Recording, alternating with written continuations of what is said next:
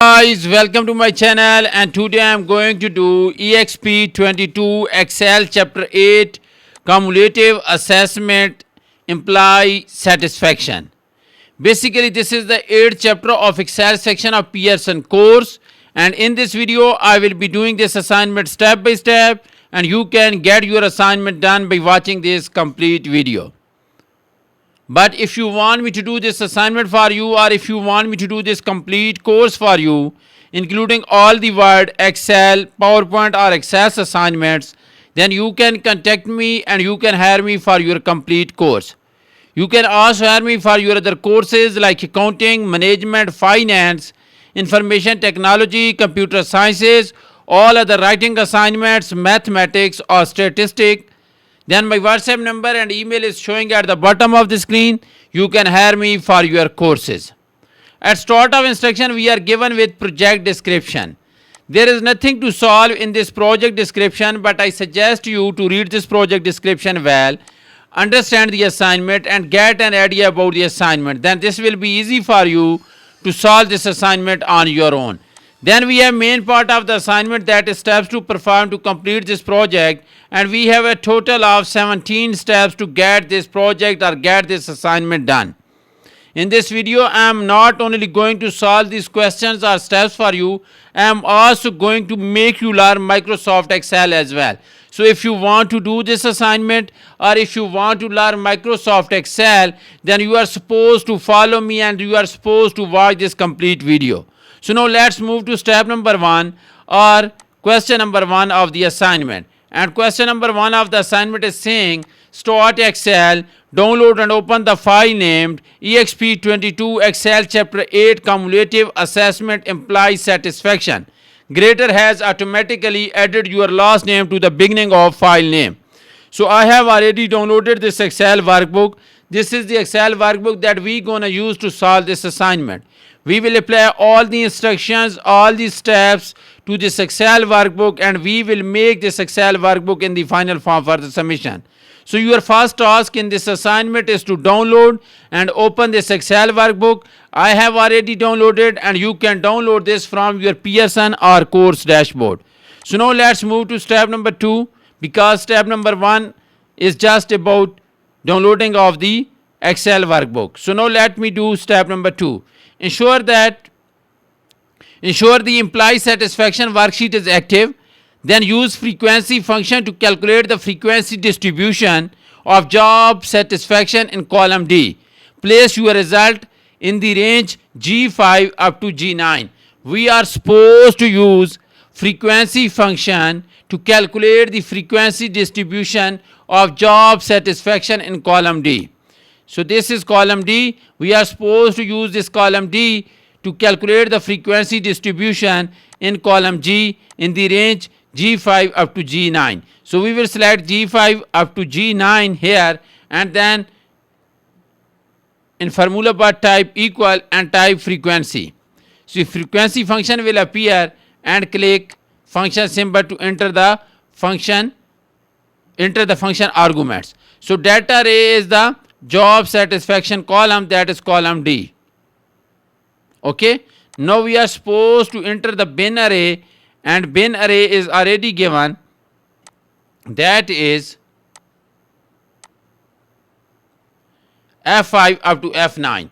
We are calculating job satisfaction frequency distribution, and we are using frequency function. Okay, data array is given, that is column D, and bin array is also given, that is F5 up to F9. So we have calculated the, now you can see the result. Our results are exactly matching to the figure. Okay, so that means we have calculated this frequency distribution correctly. Okay, now let me do next step, that is step number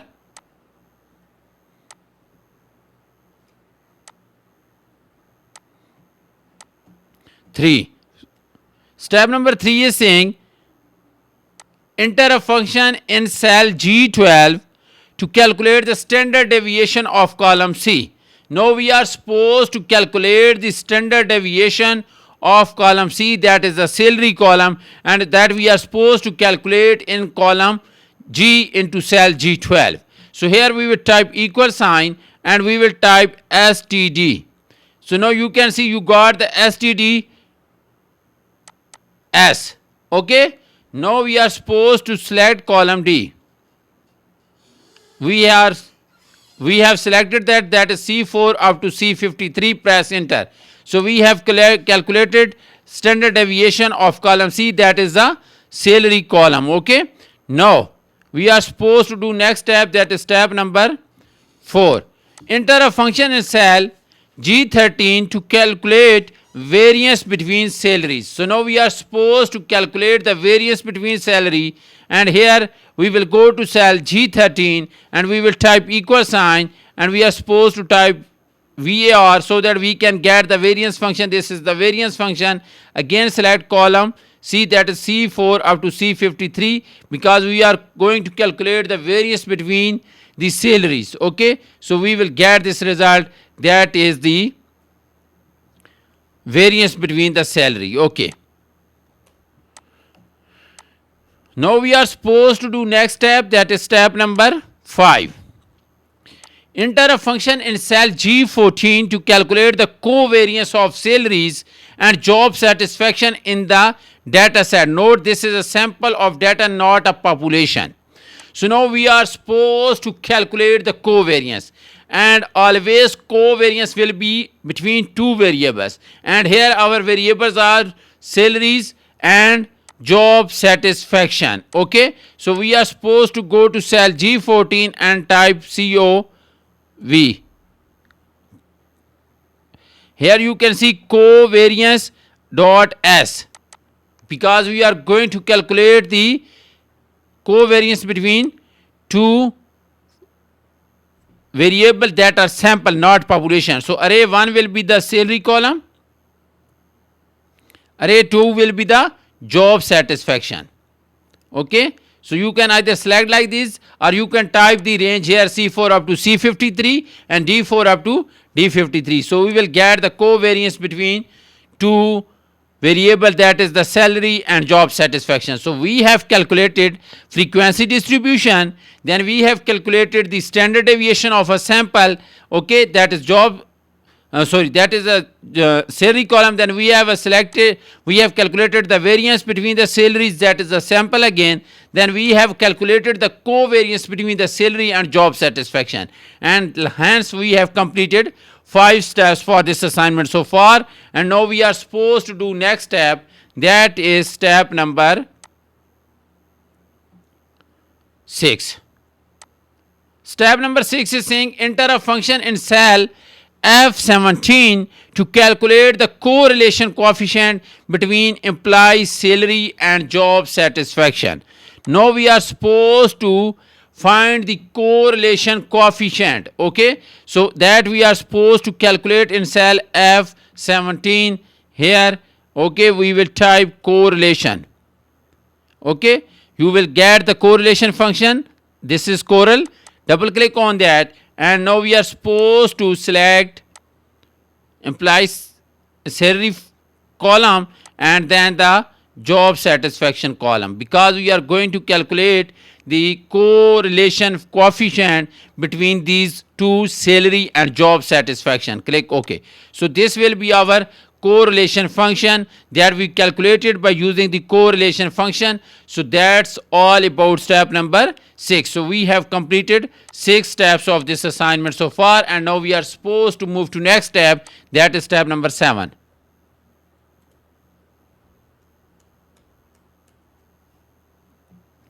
Step number 7. Ensure that data analysis tool pack and add-in is active. Use the data analysis tool pack to create a histogram based on the salary in column C. Use the range I4 up to I9 as the bin range. Ensure that the cumulative percentage, column labels and chart output are included in the result. Place the result in cell K4.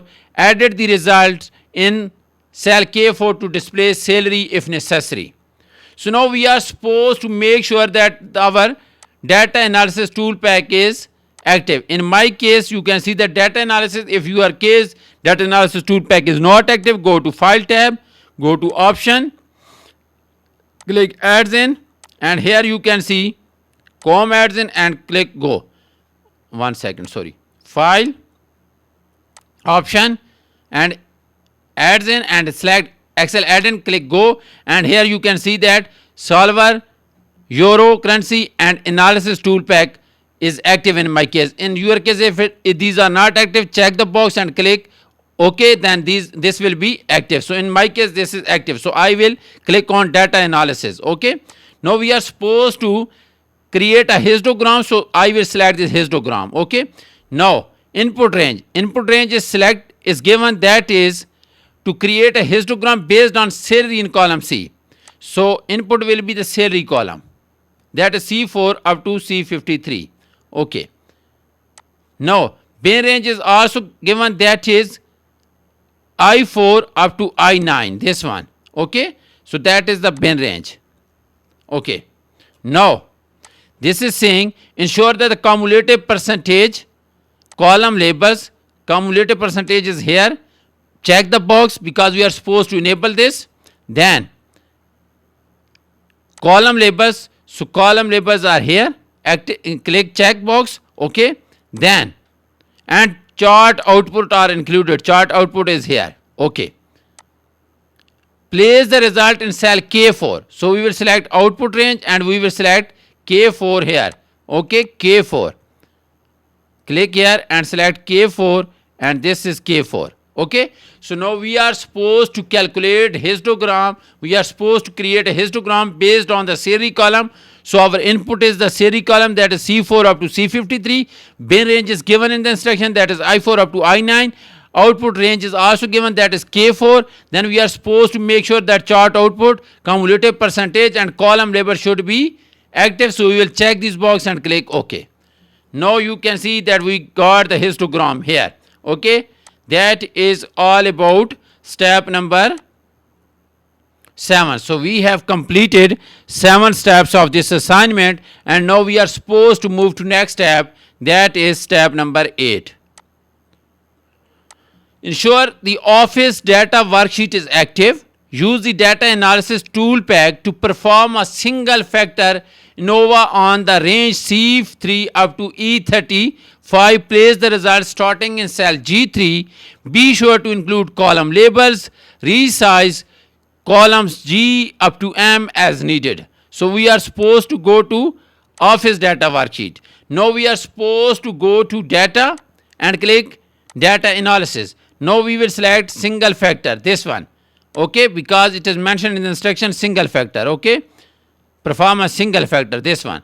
So select the single factor and click OK. Now our input range will be C3 up to C35. C3 is up to C35 is our input range. Okay. Now place the result in cell G3. Place the result in cell G3.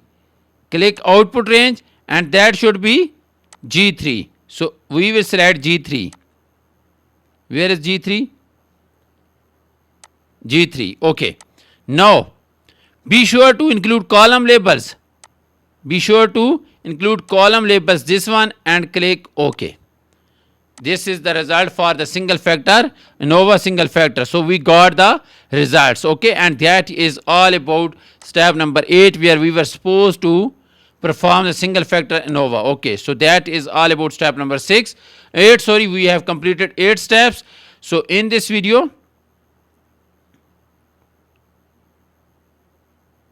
okay, now we are supposed to do next step, that is step number 9. Create a forecast sheet that depicts year over year growth in customer growth. Set the forecast end year as 2025 and place the result on a new worksheet named 2025 forecast. So now we are supposed to create a forecast sheet. Okay. Go to data, and here you can see forecast sheet.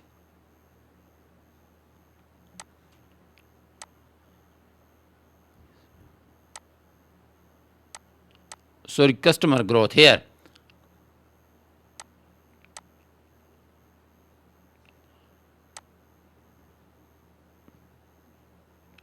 Select these, or you can select these as well. Okay, this one, select these. We are supposed to create a forecast sheet. Click forecast, and that should end at 2025 because it is mentioned in the instruction. Okay, and we are supposed to create a forecast, so click create. Okay, and we are supposed to rename this as 2025 forecast. Okay, right click on that and rename this. Okay, this one. So now we have created a forecast sheet that is given the result, giving the result for the customer growth. Okay, so now I have solved 9 steps for you in this video. That is more than half of the assignment that I have completed for you in this video. But if you want me to do this complete assignment for you, or if you want me to do this complete course for you, including all the Word, Excel, PowerPoint or Access assignments, then you can contact me and you can hire me for your complete course. My WhatsApp number and email is showing at the bottom of the screen. Please contact me either through WhatsApp or email and hire me for your courses, and I will produce best grade for you in your courses. Thank you so much for watching my video. I will get back to you with another video. Thank you so much again.